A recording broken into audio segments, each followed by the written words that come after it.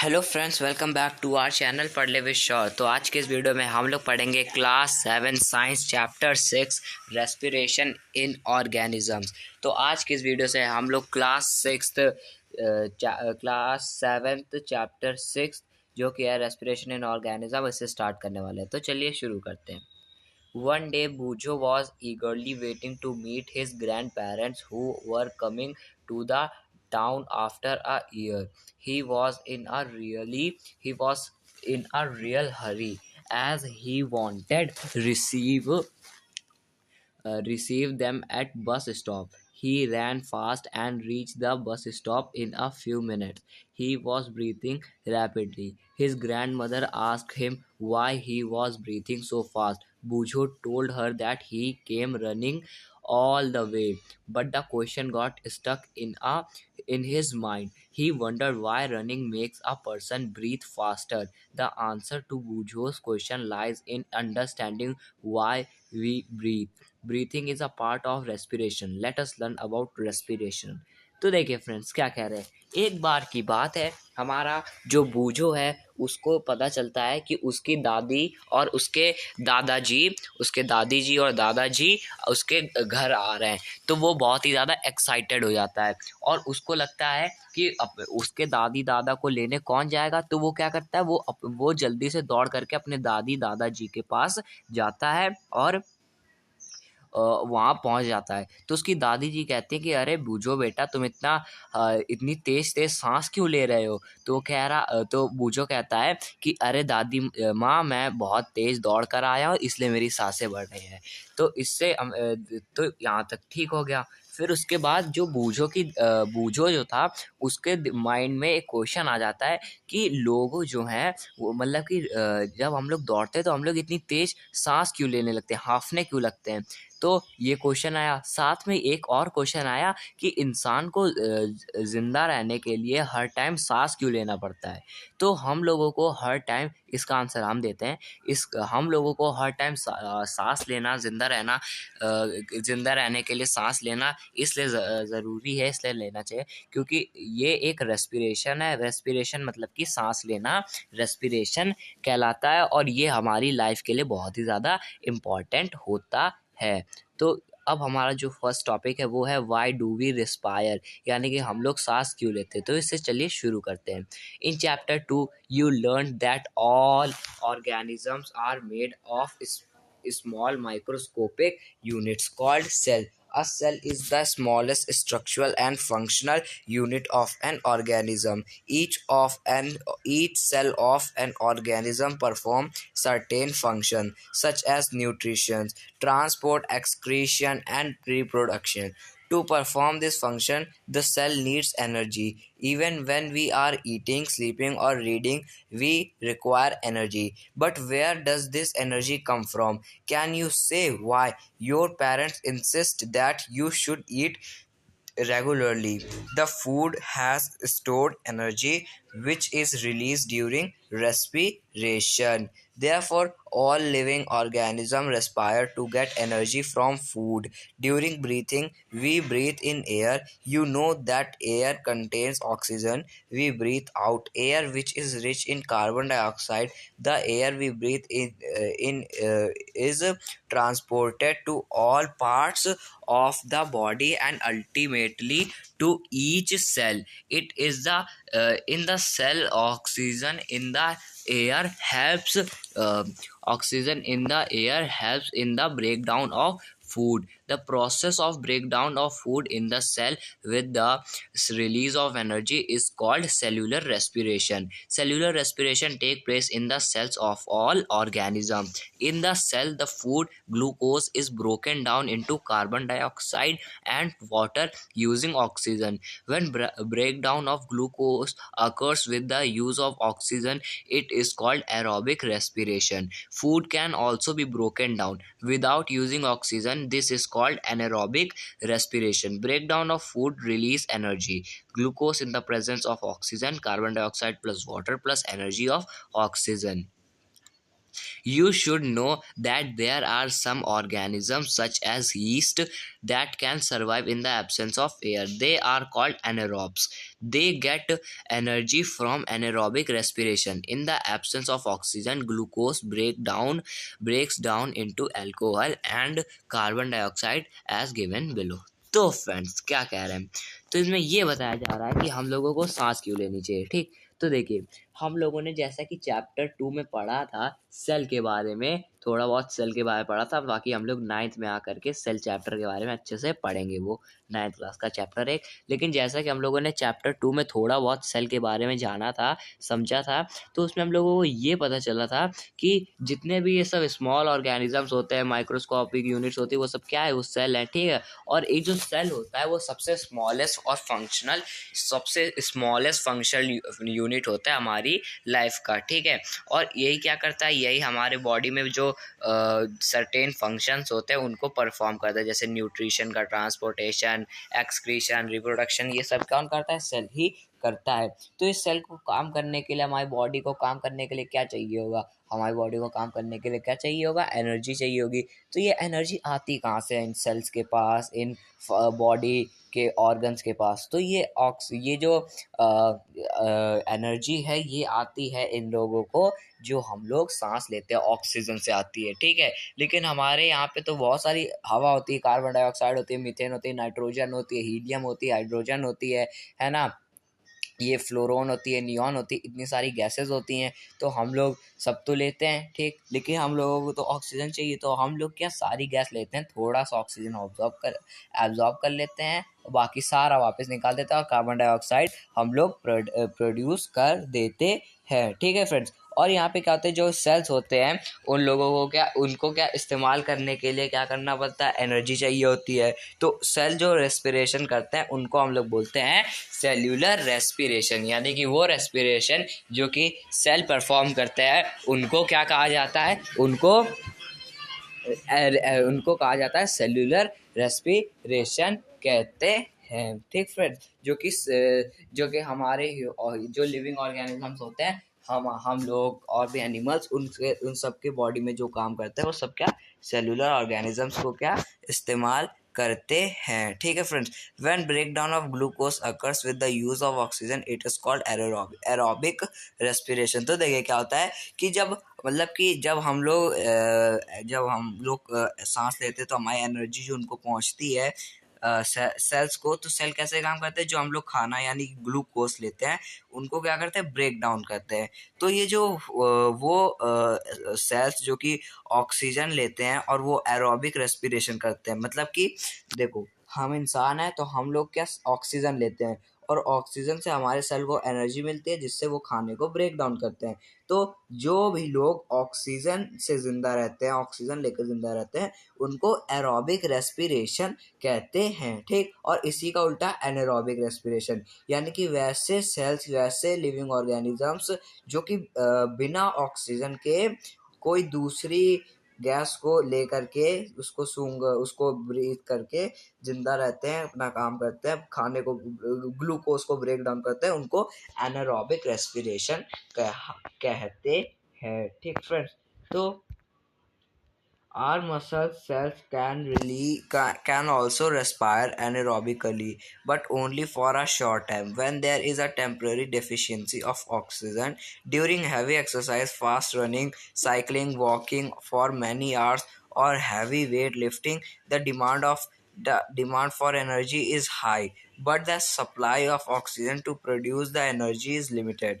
The anaerobic respiration take place in the muscle cells to fulfill the demand of energy. तो क्या कह रहे हैं फ्रेंड, देखिए, यानी कि ह्यूमंस की जो बॉडी होती है वो तो एनारोबिक रेस्पिरेशन करती है, लेकिन कभी कभी जो हमारी मसल्स होती हैं वो मतलब कि हमारी बॉडी एरोबिक रेस्पिरेशन करती है, लेकिन कभी कभी ह्यूमंस की जो मसल्स होती हैं वो एनारोबिक रेस्पिरेशन करती है। जैसे कि कभी कभी क्या होता है कि हमारे ह्यूमंस की बॉडी में कभी कभी क्या हो जाता है, ऑक्सीजन की कमी हो जाती है, जिसकी वजह से क्या होता है कि उनको ऑक्सीजन मिल नहीं पाता, ठीक। और हमारी जो मसल्स होती है उनसे क्या, जैसे लोग हैं वो साइकिलिंग कर रहे हैं, वॉकिंग कर रहे हैं, ठीक, रनिंग कर रहे हैं, या फिर जैसे जिम में जा कर के वेट लिफ्टिंग कर रहे हैं और भी एक्सरसाइज कर रहे हैं, तो उससे क्या होता है उनको क्या, जो हमारी मसल्स होती हैं वो बिना विदाउट ऑक्सीजन के ही क्या करने लगती हैं, वर्क करने लगती है, मतलब कि एनारोबिक रेस्पिरेशन करने लगती है। और the number of time of person breathe in a minute is term as breathing rate. जैसे कि अभी आप लोगों ने सुना कि ब्रीथिंग रेट क्या होता है, तो ब्रीथिंग रेट कुछ नहीं होता, एक टाइम पे 1 मिनट के अंदर एक इंसान कितनी बार सांस ले रहा है, इनहेल प्लस एक्सहेल कर रहा है, उसको क्या कहेंगे, उसको कहेंगे हम उसका ब्रीथिंग रेट। यानी कि आपको एक बार बैठ जाना है, सामने किसी को रख लेना और 1 मिनट का टाइमर ऑन कर लेना है, ठीक। आप सांस लेंगे, फिर सांस छोड़ेंगे, फिर सांस लेंगे, फिर सांस छोड़ेंगे, और आपको 1 मिनट तक देखना है कि आप कितनी बार सांस लेते हैं, कितनी बार नहीं ले पाते, फिर आपको पता चल जाएगा कि आपका ब्रीथिंग रेट क्या है। हम आते हैं कि अपने किसमें, अपने इम्पोर्टेंट टॉपिक में, जो कि है हाउ डू वी ब्रीथ। यानी कि हम तो सांस लेते हैं लेकिन कैसे हम लोग सांस ले पा रहे हैं, ठीक। तो let us now learn about the mechanism of breathing. Normally we take in air through our nostrils. When we inhale air, it passes through our nostrils into the nasal cavity. From the nasal cavity, the air reaches our lungs. Through the windpipe, lungs are present in the chest cavity. This cavity is surrounded by ribs on the side. A large muscular sheet called diaphragm forms the floor of the chest cavity. Breathing involves the movement of the diaphragm and the rib cage. During inhalation, ribs move up and outwards and diaphragm moves down. This movement increases space in our chest cavity and air rushes into the lungs. The lungs get filled with air. During exhalation, ribs move down and inwards, while diaphragm moves up to its former position. This reduces the size of the chest cavity and air is pushed out of the lungs. These movements in our body can be felt easily. Take a deep breath. Keep your palm on the abdomen. Feel the movement of abdomen. What do you find? After having learned that during breathing there are changes in the size of the chest cavity, children got involved in the chest expansion competition. Everyone was boasting that he could expand it the maximum. How about doing this activity in the class with your classmates? तो friends क्या कह रहे हैं, देखिए हम लोग सांस कैसे ले पाते हैं। तो देखो, हम लोग सांस कहाँ से शुरू करते हैं, अपनी नाक से। यानी कि जैसे हम लोग सांस लेते हैं तो यहाँ आप नाक के पास देखिए, क्या हमारी नसल कैविटी लिखा हुआ है एक वर्ड, ठीक। तो सबसे पहले सांस कहाँ आती है, हमारी नसल कैविटी में आती है, ठीक। फिर नसल कैविटी के बाद कहाँ जाती है, वो फेरिंग्स में जाती है, जिसको लैरिंग्स भी कहते हैं। लैरिंग्स एक चीज़ होती है जिससे हमारी वॉइस, जो कि हम लोग 8th क्लास में आकर पढ़ेंगे। और एक चीज़ होती है वो पाइप जहाँ पे होता है, उसको फेरिंग्स कहते हैं। लैरिंग्स फेरिंग्स ही हम लोग 8th क्लास में पढ़ेंगे। कौन से चैप्टर, 7th चैप्टर में, reaching the age of adolescence, ठीक। तो वो क्या है, वो फेरिंग्स है, ठीक। और फेरिंग्स मतलब कि उसको विंड पाइप भी कहते हैं, ठीक। तो सबसे पहले नसल कैविटी में हवा आएगी, फिर वो सांस जो है हमने ली, वो विंड पाइप से कहाँ जाएगी, हमारे चेस्ट में जाएगी। चेस्ट में कहाँ, चेस्ट में लंग्स में जाएगी, ठीक। वो हवा हमारे लंग्स में जाएगी। लंग्स में क्या होता है कि लंग्स किसके अंदर होते हैं, लंग्स जो होते हैं वो रिब्स के अंदर होते हैं। रिब्स क्या होता है, तो अभी आप जाइए और अपने पेट को एकदम पिचका लीजिए, अंदर पूरी सांस ले लीजिए। फिर आपको क्या, आपके छाती में जो जितनी भी हड्डियां दिख रही होंगी केज की तरीके, वो क्या होता है, उसको रिब्स केज कहते हैं, रिब केज, उसी को क्या कहते हैं, रिब केज कहते हैं, ठीक। उसी के अंदर क्या होता है, हमारा लीवर, मतलब सॉरी उसके अंदर हमारा लंग्स होते हैं, ठीक है। 2 लंग्स होते हैं, एक इस साइड एक उस साइड, मतलब एक लेफ्ट और एक राइट। साइड क्या होते हैं, हमारे लंग्स होते हैं। ठीक फ्रेंड्स, वो दोनों क्या कवर होते हैं रिब केज के द्वारा। ये होगी हमारी बात। फिर क्या होता है कि जैसे हम लोग सांस लेते हैं तो वो नसल कैविटी से विंड पाइप से डायरेक्ट हमारे लंग्स के अंदर, और लंग्स के अंदर जाती है, जैसे आप यहाँ पे रूट्स टाइप कुछ देख पा रहे होंगे, वो क्या हमारे लंग्स के अंदर ही होता है। ठीक है, तो देखिए जब हम लोग हवा लेते हैं तो मतलब कि अभी देखो, अभी हमने हवा बाहर छोड़ दी तो हमारे जो लंग्स होंगे ना वो एकदम पिचक जाएंगे, सिकुड़ जाएंगे। ठीक, फिर जैसे हम सांस लेंगे वापस से हमारे लंग्स जो हैं वो फिर वो फूल जाएंगे, जिसकी वजह से जो हमारे रिब केज है ये भी क्या, ये भी एक्सपैंड करने लगेगा। ये एक्सपैंड करेगा तभी क्या होता है, जैसे हम लोग कहते हैं जैसे अपनी चेस्ट किसी को मेजर करानी हो तो वो कैसे ऐसे फुला लेता है ऐसे करके, है ना। तो वो कैसे होता है, मतलब कि वो जो वो सांस ले लेता है तो सांस की वजह से उसका जो लंग्स होते हैं वो एक्सपैंड करते हैं, लंग्स एक्सपैंड करते हैं तो रिब केज भी एक्सपैंड करता है, जिसकी वजह से उसकी छाती क्या चौड़ी लगती है, कहते हैं 36 इंच का सीना। ठीक, तो इसलिए ठीक, तो उसी के नीचे आप देख पा रहे होगे एक चीज है जिसका नाम है डायफ्राम। डायफ्राम क्या करता है कि जैसे हम लोग सांस लेते हैं तो क्या होता है कि हमारे लंग्स के पास इतनी शक्ति होती है कि वो सांस ले लेते हैं, लेकिन लंग्स के पास इतनी शक्ति नहीं होती कि वो वापस सांस छोड़ पाए। यानी कि अगर हमारे इंसान के अंदर डायफ्राम नहीं होगा तो हमने सांस ली लेकिन वो अब अंदर ही रहेगी, वो बाहर यानी इनहेल कर लेंगे लेकिन एक्सहेल हम लोग कर ही नहीं पाएंगे।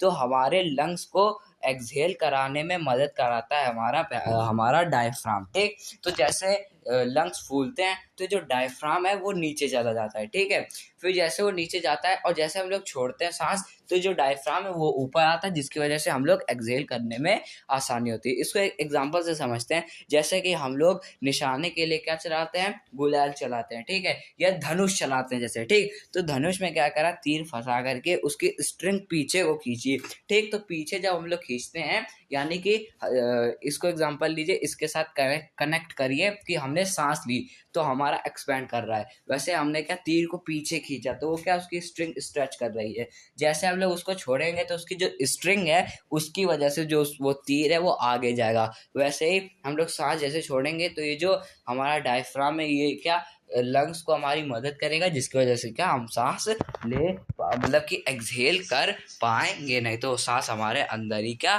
बनी रहेगी। जैसे कि हाँ, अभी देखिए यहाँ पे 2 डायग्राम दे दिया गया है। ठीक है, तो देखिए जैसे हम लोगों ने सांस ली, ये हमारा जो फर्स्ट वाला है ये ए डायफ्राम का, उसमें देखिए जैसे हम लोगों ने सांस ली, ये एरो देख सकते हैं आप चेस्ट के पास क्या होंगे, ये बाहर के लिए जा रहे हैं। ठीक है, यानी कि हम लोगों ने सांस तब ले ली, एयर ड्रॉन इन। ठीक है, ये विंड पाइप में देखिए, तो जैसे हम लोगों ने ली तो ये क्या होगा, सांस जैसे हम लोग लेंगे तो ये क्या हो जाएगा, फूल जाएगा। ठीक है, और जैसे ये फूल जाएगा तो ये डायफ्राम है, ये देखिए एरो जो है ये एरो जो है हमारा नीचे की तरफ आ रहा है, यानी जैसे हम लोग सांस लेंगे तो ये एरो नीचे आ जाएगा, और जैसे हम लोग सांस छोड़ेंगे तो ये एरो ऊपर जाएगा, और उसकी वजह से क्या एयर को क्या फोर्स मिलेगा, और एयर हमारे मुंह से बाहर, हमारे नाक से बाहर चली जाएगी। तो ये काम होता है हमारे डायफ्राम का,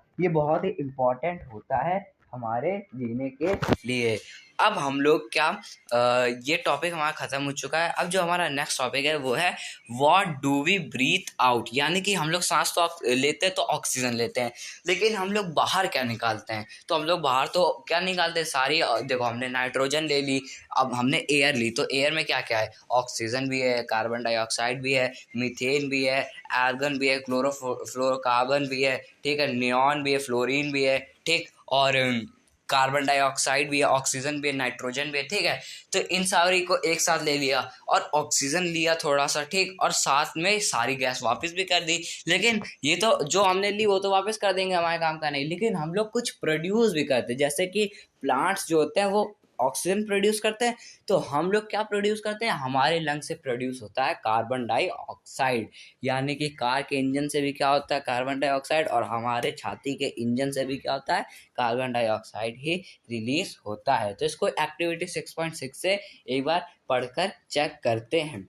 take a slender clean test tube or a glass plastic bottle, make a hole in its lid and fix in it on the bottle, Pour some freshly prepared lime water in the test tube. Insert a plastic straw through the hole in the lid such a way that it dips in lime water. Now blow gently through the straw a few times.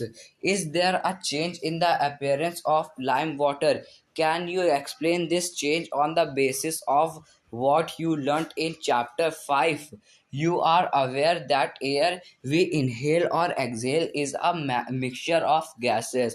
What do we exhale? Do we exhale only carbon dioxide or a mixture of gases along with it? You must have also observed that that if you exhale on a mirror, a film of moisture appears on its surface. From where do we these droplets come? तो देखिए friends क्या कह रहे हैं, हाँ, कि ये तो बात हम लोगों ने पहले कर ली, यानी कि हम लोग जब सांस लेते हैं तो बहुत सारी मिक्सचर होती हैं गैस का, नाइट्रोजन, हीलियम, मीथेन, क्लोरोफ्लोरोकार्बन, बहुत सारी गैस होती हैं। उन सबको जब हम लोग लेते हैं तो हम लोग ऑक्सीजन रखते हैं अपने पास, बाकी सब क्या छोड़ देते हैं। तो जैसे हम लोग छोड़ते हैं सारी गैसेस, तो हम लोग मतलब कि हमने जितना सांस ली उतना ही नहीं, हम लोग 0.0002% क्या निकालते हैं, कार्बन डाइऑक्साइड एक टाइम पे हम लोग क्या कर देते हैं, रिलीज कर देते हैं। तो वही सब चीज़ है हम लोगों ने जो अभी क्लियर कर ली थी। अब हम लोग चलते हैं अपने नेक्स्ट टॉपिक में, क्या, ब्रीदिंग इन अदर एनिमल्स, यानी कि दूसरे एनिमल्स जो होते हैं वो कैसे सांस लेते हैं। अब मैंने ये क्यों बोला दूसरे एनिमल्स, हम तो अभी तक ह्यूमंस के बारे में पढ़ रहे थे, तो एनिमल्स बोलना चाहिए था मेरे को कि अब हम एनिमल्स के बारे में। अब आपको ये बता दूं कि जो ह्यूमंस भी होते हैं वो भी क्या एनिमल्स में ही काउंट होते हैं। खाली दो कैटेगरी, एक है एनिमल्स की और एक है बर्ड्स की, ठीक है। अब वो ह्यूमंस आ गए, वो मतलब कि हम लोगों ने सोचा यार हम लोग क्यों जानवरों में काउंट हो, हम लोग तो इंसान है, तो हम लोगों ने अपनी एक नई कैटेगरी बना दी, क्या, ह्यूमंस, एनिमल्स और बर्ड्स। वैसे तो दो ही है, इंसान भी क्या है, ह्यूमंस है, 4 पैर वाला बोलने वाला ह्यूमन, एनिमल है, ठीक है, animal, we are animal, picture बन गए वहाँ पर, ठीक। तो अब हम लोग पढ़ते हैं अपना ब्रीदिंग इन अदर एनिमल्स, यानी कि अदर जो दूसरे एनिमल्स है वो कैसे सांस लेते हैं। Animals such as elephant, lions, cows, goats, frog, lizard, snakes, birds have lungs in their chest cavities like the human beings. How do other organisms breathe? Do they also have lungs like those of human beings? Let us find out. Cockroach. A cockroach has small openings on the side of its body. Other insects also have similar openings. These openings are called spiracles. Insects have a network of air tubes called trachea for gas exchange. Oxygen-rich air rushes through spiracles into the tracheal tubes, diffuses into the body tissue and reaches every cells of the body. Similarly, carbon dioxide from the cell goes into the tracheal tubes and moves out through spiracles. These air tubes or trachea are found only in insects and not in any other group of animals. तो देखिए friends क्या कह रहे हैं यहाँ पे, ये कह रहे हैं कि जैसे कि एनिमल्स हो गए, जैसे कि elephant, tiger, lion, birds, insects में हो गए, लिजर्ड्स हो गए, स्नेक्स हो गए, इन सब का क्या, इन सब के क्या लंग्स होते हैं, ह्यूमंस की तरह ये भी हमारे जैसे सांस लेते हैं। लेकिन अगर बात करी जाए कॉकरोच की, तो जो कॉकरोच है वो ह्यूमंस की तरह सांस नहीं लेता, उसके लंग्स नहीं होती।